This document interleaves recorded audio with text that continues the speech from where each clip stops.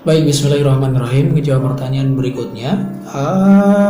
Ini pertanyaan lama. Sebenarnya saya temukan melalui pesan berbintang yang dari program kegiatan ini ya, seminar apa open house-nya Klinik Nikah Madiun. Perihal istiqoroh, perihal mimpi dan semacamnya. Ada Mbak Lana, terus kemudian Mbak Olivia, Mbak Kiki, semuanya. Ya, mohon maaf untuk pertanyaannya belum terjawab semuanya dahulu ya. Baru taunya nyadarnya barusan gitu ya. Baik, pertanyaan adalah ketika masa tunggu terjadi, ini saya baca pertanyaan random gitu ya. Ketika masa tunggu terjadi, berusaha untuk menjauhi sinar mata, berusaha kencengin doa, terus udah berikhtiar maksimal gitu ya. Gimana caranya untuk membedakan kejadian mimpi di waktu tidur kita seperti diperlihatkan kedatangan seseorang yang seolah-olah ini jawaban dari jodoh kita. Wah, jadi dan udah pernah mimpi 3 kali di waktu yang berbeda dan mimpinya cenderung sama. Nah, yang saya mau tanyakan, mimpi yang datang itu apakah sebuah pertanda dari Allah? Apakah itu tentang perasaan saya saja ataukah hanya bunga tidur? Apakah mungkin mimpi itu datang karena kita yang terlalu ngarep untuk mendapatkan jawaban secepatnya dari Allah, terus sama Allah dihadirkan mimpi itu? Pertanyaan yang serupa juga, ini mau tanya tentang mimpi juga. Ini ada emot gini ya. Apaan sih, kenapa? Sejauh yang saya tahu mimpi itu berasal dari 3 sumber gitu. Dari diri kita, dari setan, dan dari istiqoroh, jawaban Allah melalui istiqoroh. Apakah mimpi tersebut memang merupakan jawaban dari Allah gitu? Tanya juga Mbak Zulma tentang mimpi juga. Setelah kita istiqoroh kan mimpi, tapi yang datang di mimpi itu nggak hanya cowok yang diistiqorohi, tapi ada 2 cowok yang lain yang beda. Apakah jawaban dari doa-doa kita, dari istiqoroh kita, apakah mimpi itu cuma bunga tidur belaka? Ya kan, ada pertanyaan banyak yang serupa dengan ini. Jadi intinya menyandarkan jawaban istiqoroh melalui mimpi itu tidak berdasar gitu ya. Jawaban istiqoroh itu muncul dari doa yang kita sampaikan ke Allah. Doa yang masyhur itu kalau nggak salah ada ya, insya Allah ya. Oh iya, Allahumma in kunta ta'lamu annal hadal amra khairul li fi din ma'asi wa akibati wa amri au qala ajila amri wa ajalihi dan semacamnya itu. Faqduruhli wa yassiruhli, terus kemudian semua barik li fi. Kan poinnya ada di 3 itu kan ya. Gampangnya gini, ya Allah jadikan perkara ini baik. Jika perkara ini baik bagi urusanku, urusan dunia, urusan akhiratku, maka takdirkanlah hari ini untukku, mudahkanlah ini untukku, dan berkahilah ini untukku. 3 jadi poinnya. Pertama adalah takdirkanlah untukku, mudahkanlah untukku, dan berikanlah keberkahan itu untukku.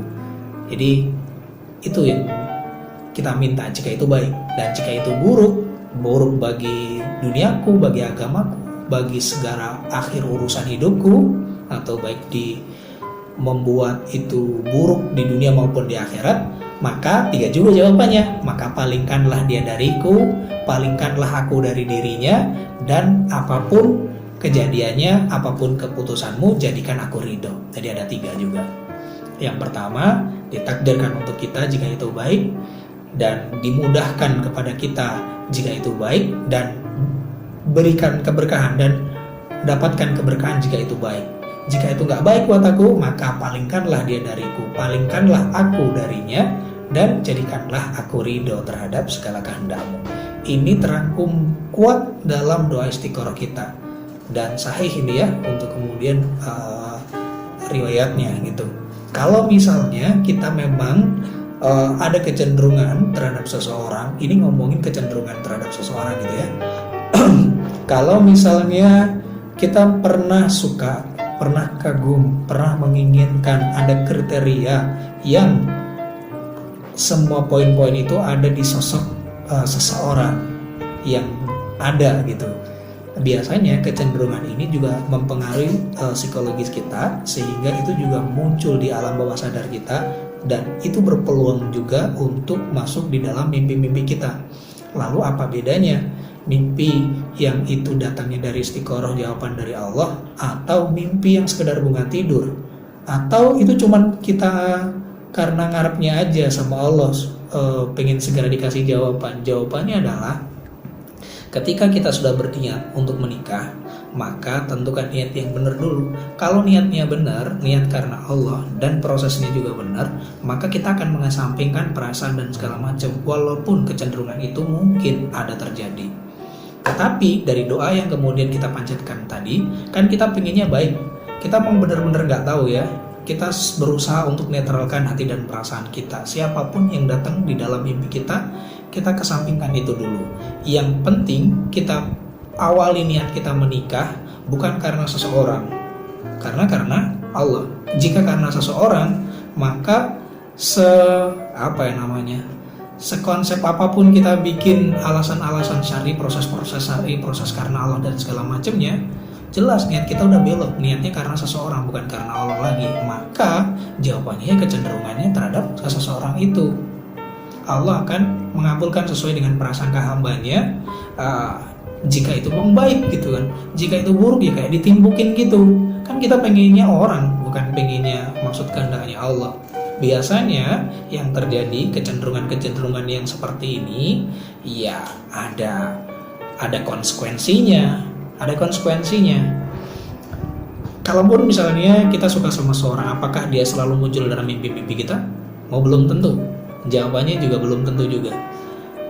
Ada juga yang kita tidak memimpikan seseorang, tapi dia muncul dalam kita tidak menginginkan seseorang datang dalam hidup kita, tapi dia muncul di dalam mimpi-mimpi kita. Itu wilayah dimensinya berbeda, ini wilayah yang lain gitu ya. Tapi kalau istiqoroh jawabannya 3 tadi ya. Takdirkanlah untukku, mudahkanlah untukku, dan berkahilah. Kalau memang itu poin-poinnya dalam doa istiqoroh kita, berarti mana ada di dalam mimpinya. Kalaupun dia sering muncul di dalam mimpi, apakah dia adalah pertanda dari jawaban-jawaban kita? Pertanyaan ini akan disandarkan kepada orang yang sholih, yang ahli tentang ini, dan satu, akidahnya harus lurus. Gimana kita bisa menilai seseorang akidahnya lurus atau tidak? Nah, ini ada ilmu sendiri nih ya. Takutnya kalau kita menyandarkan segala sesuatu yang terjadi dalam mimpi kita, ada hubungannya sama dunia, ada sama keputusan hidup kita di dunia, kita siapa sih kok kemudian sepede itu Allah datangkan jawaban-jawaban selalu melalui mimpi. Hanya orang-orang yang bersih hatinya yang kemudian Allah datangkan setiap jawaban dari masalah di dunia ini, dan ini berkaitan dengan umat biasanya. Ini wali Allah nih jawabannya, kekasih Allah yang satu ini mau jenis yang spesial, bukan ngurusin dirinya sendiri, yang diurus adalah umat. Kalaupun ada hal-hal berhubungan dengan masalah pribadi, biasanya pasti hal pribadi itu berurusan langsung dengan umat. Seorang kekasih Allah yang membawakan kemaslahatan untuk umat, amal kesalehan juga bagus, kecintaan terhadap Allah juga luar biasa, maka kecenderungan amal perbuatannya juga karena Allah. Orang yang sudah dekat dengan Allah, ini seolah-olah menjadikan tujuannya hanya Allah saja, maka bagi Allah pun akan segala sesuatu akan disingkapkan hikmahnya, akan dibukakan pemahamannya. Itu dia orang yang sholih. Masalahnya sudahkah kita termasuk golongan dari orang-orang yang seperti ini? Kita cari tahu dulu dong seperti apa orang-orang yang seperti ini. Nah, kalau kita yang bukan siapa-siapa ini, yang banyak maksiatnya ini, yang banyak kekurangan di sini-situnya, terus menyandarkan itu semua pada mimpi, wow, kita kayak ngelompati sesuatu yang nggak pas gitu ya. Ada hak-hak yang kemudian bukan hak kita, terus kemudian kita pakai itu. Ya kita kan bingung, terus tanya ke siapa orang yang soleh, teman kita, link keluarga dan lain sebagainya, cuma itu aja. Lalu kita bersandar pada siapa? Bersandar pada kemantapan hati kita. Jadi yang kemudian dijadikan patokan adalah hati kita sendiri sebenarnya. Istafti qalbak, tanyakan pada hatimu. Jika itu nanti menumbuhkan rasa nyaman, rasa kelegaan, rasa yang membuat kita jadi yakin terhadap sesuatu yang akan terjadi dalam hidup kita, maka ini salah satu pertanda juga. Yang kedua, kita minta dimudahkan oleh Allah. Jadi dalam prosesnya itu mudah, nggak ribet, nggak riweh, nggak banyak syarat-syarat. Kalaupun dikasih syarat-syarat ini itu bisa dilaluinya dengan mudah, dengan semangat gitu ya. Nggak selalu sih bahwa jawaban istiqoroh itu mudah prosesnya, ya bukan juga gitu. Tetapi jawabannya adalah kita ada semangat untuk menyelesaikannya. Dikasih tantangan kita kelarin, kita jabanin. Itu salah satu bukti bahwa jodoh kita itu ciri-cirinya adalah dimudahkan dalam prosesnya. Ada kemantapan hati setelah melalui proses itu. Kalaupun dikasih tantangan yang tinggi, kita jabanin, kita kelarin gitu ya. Jadi syaratnya harus nanti bisa khutbah ya, jadi khotib di masjid misalnya. Iya, harus dijabarin dulu gitu. Iya, beresin dulu bagian-bagian itu. Kemudian yang ketiga, setelah kita syarat-syarat dilewati, sudah menggantungkan niatnya sama Allah, jawabannya itu muncul ketika setelah selesai proses itu, atau ketika memutuskan, baik, saya tunggu 1 bulan. Misalnya, salah satu diantaranya syaratnya adalah nunggu 1 bulan. Baik, siap 1 bulan.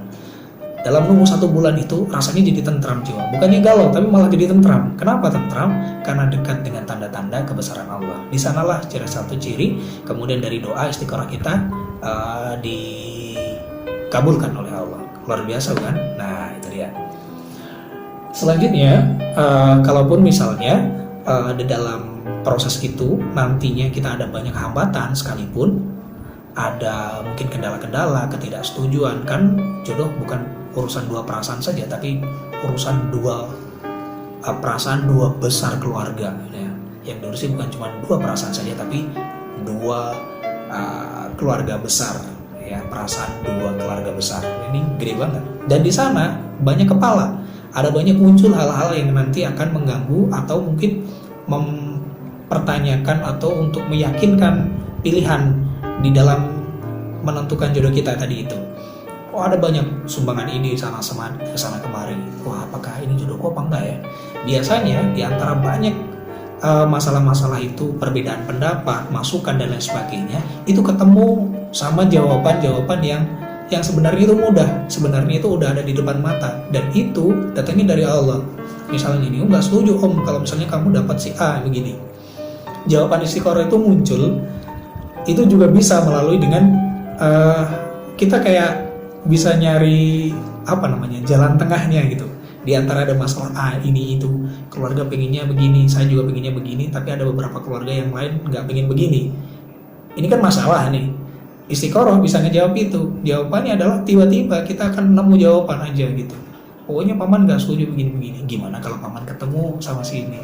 Gimana kalau misalnya paman ada begini, misalnya gitu. Ini kan memang ikhtiar dunia, tapi datangnya ide, datangnya kemampuan untuk kemudian bisa mengkomunikasikan jawaban di antara sebuah perbedaan itu kekuatan istiqoroh loh ya. Makanya itu benar-benar yakini, doanya dipahami, dihafalin, terus kemudian dipahami. Tadi kan kita minta fatakdiruhuli wa yasiruhuli, kan takdirkanlah untukku jika dia memang baik bagiku, bagi agamaku, bagi akhir semua urusan kehidupanku. Terus kemudian wa yasiruhuli, mudahkan. Di antara banyak masalah tadi, Allah datangkan kemudahan untuk kemudian menemukan solusinya. Tiba-tiba kita nemu orang yang pas untuk jadi pihak ketiga yang menjembatani masalah di antara kedua masalah tadi itu. Masalah keluarga kita sama masalah keluarga yang satunya berantem, ketemu ada jalan tengah. Atau mungkin ada pihak ketiga, kita dikenalkan, kita dipertemukan sama orang ketiga. Mungkin guru ngaji, paman sama guru ngajinya, bapak atau ibu gitu kan, ketemu enak gitu, mudah. Kemudian yang terakhir adalah berkahilah untukku. Kata berkah ini mewakili dari setiap ikhtiar kebaikan yang kemudian kita lakukan. Jika prosesnya baik, maka insya Allah berkah. Berkah itu, sekalipun gak jadi, tetap ada keberkahan, ada nilai kebaikan-kebaikan. Dan ketika tidak berhasil, maka ada, kita minta juga dalam doa kita, yaitu palingkanlah dia dariku. Maka dianya pun juga tidak akan berusaha ngeyel dengan pokoknya kamu harus melanjutkan proses ini. Bukan berarti menyerah ya, tapi entah kenapa itu kayak dipahamkan juga sih dianya. Dan kita pun juga palingkanlah dia dari aku dari dia gitu. Jadi seolah-olah kalau sudah khidbah segala macam gitu ya, ini kayak seolah-olah dia akan jadi jodoh kita gitu kan. Tapi mungkin pas waktu di sana gitu ya, tiba-tiba kita ada keraguan-keraguan gitu. eh, nggak nyaman sih ketika kita memang menyandarkan itu semua dalam urusan dunia kita. Tapi percayalah bahwa sesuatu yang ditakdirkan oleh Allah pasti akan terjadi juga, dan itu yang terbaik buat kita. Maka kita minta juga apapun yang kemudian terjadi, jadikanlah aku ridho. Itu kalau udah final, kemudian kita mungkin punya masalah dalam memilih jodoh, tapi kemudian nggak temu-temu. Kalau mimpinya bagaimana? Jawaban di mimpi adalah jawaban pertanyaan kepada kita sendiri. Sudahkah kita sesolih itu menjadi seorang hamba yang kemudian Allah percaya untuk dititipkan jawaban-jawaban kebaikan-kebaikan, termasuk masalah-masalah remeh dunia, itu melalui mimpi-mimpi kita. Kalau kita sudah yakin dengan jawaban ini, kita terbiasa dalam amal kesolihan, lingkungan yang baik, kondisi yang baik untuk selalu hidup dalam kondisi yang penuh kebaikan ini, mungkin itu saja ini terjadi. Dan jawabannya bukan cuma mimpi, moro-moro mantap gitu, atau tiba-tiba yakin saja begitu. Ini adalah salah satu kondisi istiqoroh yang terbaik, jawabannya melalui itu. Kalaupun mimpi biasanya dikuatkan saja, oh iya, sebagai penguat saja. Tapi kalau misalnya tidak ada sama sekali, bukan berarti Allah tidak ridho dengan jawaban istiqoroh kita itu tadi. Jadi jangan sandarkan jawaban istiqoroh hanya melalui mimpi saja. Bahkan ada yang menyarankan lakukan istiqoroh itu, usaha-usaha itu, tanya kepada Allah lebih dari sekitar 7 kali kalau nggak salah. Saya pernah dengar kajian yang semacam itu. Walaupun demikian, maka lebih baik istiqoroh itu dilakukan sebelum datang 2 pilihan sulit gitu. Jadi kita tanya sama Allah, karena banyak hal yang kemudian kita nggak tahu, tapi kita nggak sadarin sama Allah. Kalau kita udah ngelibatin Allah dari awal, maka ketika datang pilihan-pilihan yang sulit, itu akan cepat ketemu jawabannya. Karena apa? Sudah ngelibatin Allah di awal. Jadi nggak kaget lagi ketika ada pilihan datang yang sulit, ini solih apa yang solih yang ini ya. Kan solih semuanya, dipilih buruk pun tetap solih semuanya. Itu udah ngelibatin Allah. Ya udah, apapun pilihannya, ya itu ada kerelaan hati ketika kita menerima itu. Atau kehilangan dia, kita juga rela hati. Karena apa? Karena doa yang kemudian kita pahami, kita panjatkan setiap hari itu bisa kita pahami dan bisa kita rasakan keberadaannya. Ini doa bukan cuma dirapal aja, terus kemudian tiba-tiba simsalabim ada sesuatu yang magic datang. Ini enggak begitu. Tapi memang efek dari doa itu ada di keyakinan di dalam hati kita. Makanya tanyakan pada hatimu tadi, iftati qalbak. Ketika memang sudah muncul keyakinan yang kuat, maka jangan tunda, maka segerakan, daripada nanti muncul bisikan-bisikan setan yang kemudian membuat was-was dalam setiap pilihan kita. Kenapa kemudian ada was-was? Karena biasanya ada jarak. Kalau udah ada jarak, biasanya ini loh, ini muncul apa ya, mungkin godaan-godaan yang membuat kita jadi nggak yakin dan lain semacamnya gitu ya. Ini ada juga nih beberapa referensi nih. Dari siapa nih? Ibnu Taimiyah mengatakan bahwa bila seseorang melaksanakan salat istiqoroh, kemudian pilihannya itu cenderung menenteramkan hati, terus kemudian dia mau mendapatkan kemudahan, terus kemudian untuk mewujudkan pilihan tersebut Allah datangkan pertolongannya. Wah, ini dia tuh, bener kan? Berarti ada beberapa. Berikut lagi, jawaban istiqoroh itu adalah perasaan lapang di dalam dada. Ya, Syekh Nusaimin. Ini adalah tanda bahwa pilihan ini adalah pilihannya Allah Ta'ala. Kenapa kemudian ada kelapangan hati? Karena kita yakin. Jadi kayak selalu melibatkan Allah di segala urusan itu. Dan mimpi lagi-lagi bukanlah syarat wajib terjawabnya sebuah doa istiqoroh. Membatasi jawaban istiqoroh hanya dengan mimpi, sama yang kemudian diyakini kayak orang-orang bilang gitu ya, itu memang tidak benar. Artinya bila ada mimpi, terus kemudian ia menyangka bahwa istiqorohnya itu nggak valid, terus nggak muncul jawabannya, tidak membuahkan hasil, maka ini adalah kecenderungan yang keliru. Yang benar adalah bila ada ketentraman, kelapangan hati, keyakinan, ada kemudahan, maka lanjutkan itu dalam proses yang baik selama ini tadi masih dalam koridor yang baik. Karena tidak semua mimpi datangnya dari Allah. Memang benar ada pertanyaan tadi, apakah mimpi itu datangnya dari Allah, apa dari setan, apa dari diri kita sendiri, atau karena kita ngarep-ngarep ini tadi. Mimpi itu ada 3 macam ya. Bisikan hati yang pertama ya, karena pengen kita benar, terus kemudian kabar gembira dari Allah, dan yang kemudian adalah sesuatu yang kemudian diikutkan, yaitu kecenderungan dari setan, dari bisikan hati yang pertama tadi itu. Karena sumber mimpi ini memang mimpi ini yang kasih Allah gitu ya. Cuman kita diminta untuk kemudian melibatkan segala urusan kita kepada Allah, sehingga mimpi pun biasanya juga muncul karena Allah. Kenapa kok muncul dari Allah? Karena kita selalu melibatkan Allah dalam urusan kita. Mulai dari adab tidurnya, mulai dari adab bangun tidurnya, adab beraktivitas sehari-harinya, sampai kemudian tidur lagi, bangun lagi, dan seterusnya. Karena senantiasa diliputi dengan Allah, maka jawabannya pun juga akan dari Allah. Allahu a'lam bishawab.